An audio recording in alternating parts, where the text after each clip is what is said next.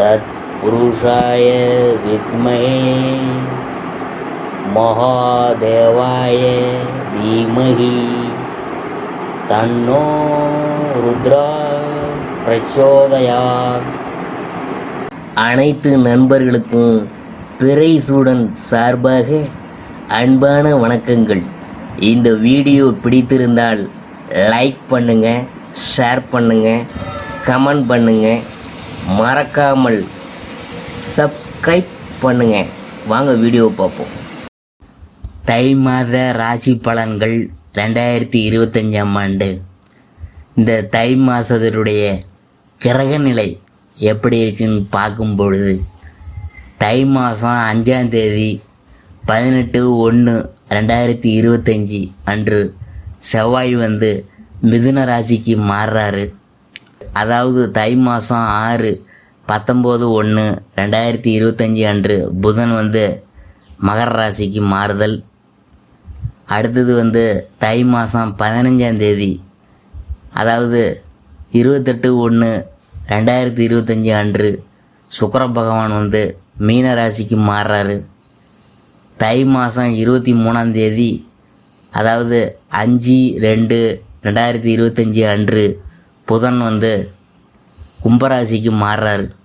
இவ்வாறு கிரகநிலையெல்லாம் தை மாதத்தில் இருக்குது. தை மாத ராசி பலன்கள். அடுத்ததாக நான் பார்க்க போகிறது கும்பராசி. கும்பராசியில் அவிச்சம் 3-4 பாதம்.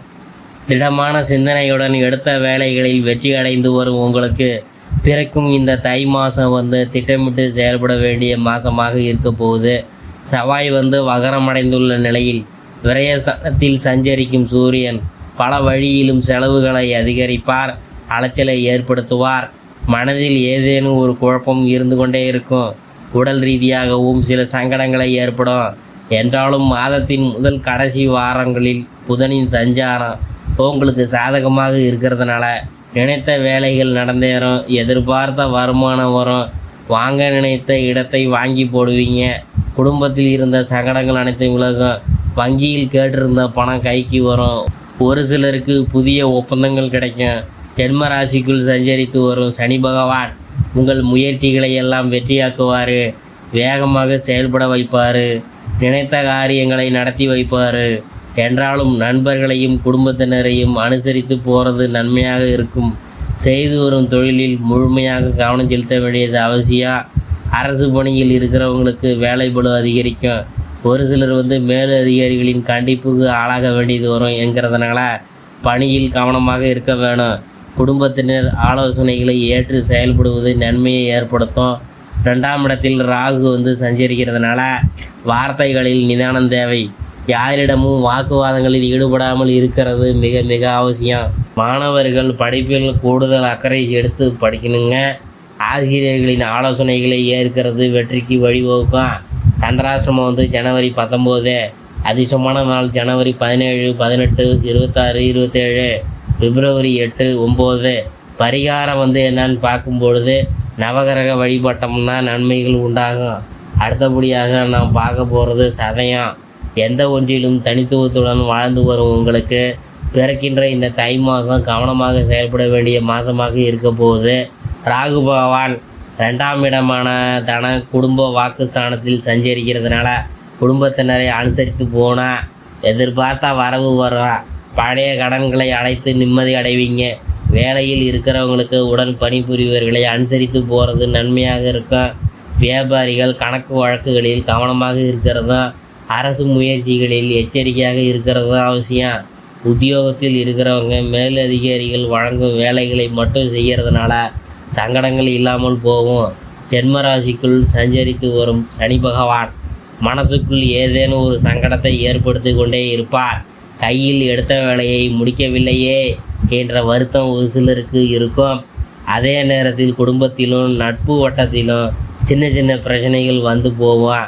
அஷ்டமஸ்தானத்தில் சஞ்சரிக்கும் கேது உடல்நிலையிலும் ஏதேனும் சங்கடத்தை ஏற்படுத்துவார்.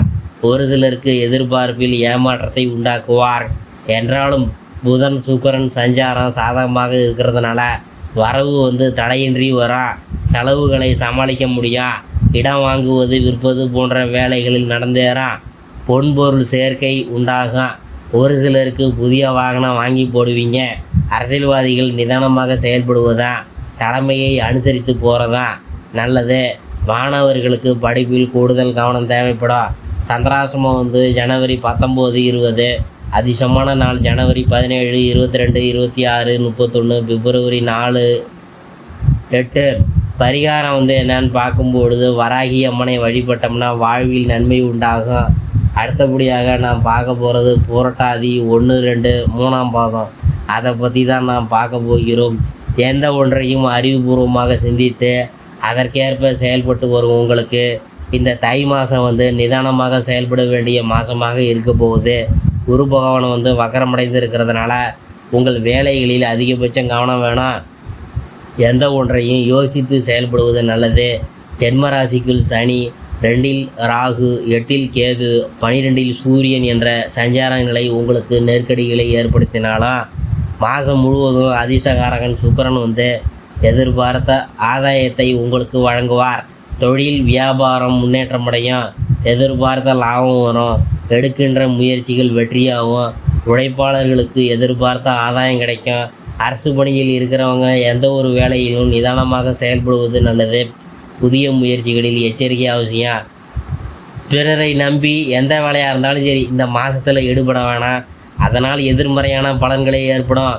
குடும்பத்தினரையும் நண்பர்களையும் அனுசரித்து போகிறது உங்கள் நெருக்கடிகளை குறைக்கும்.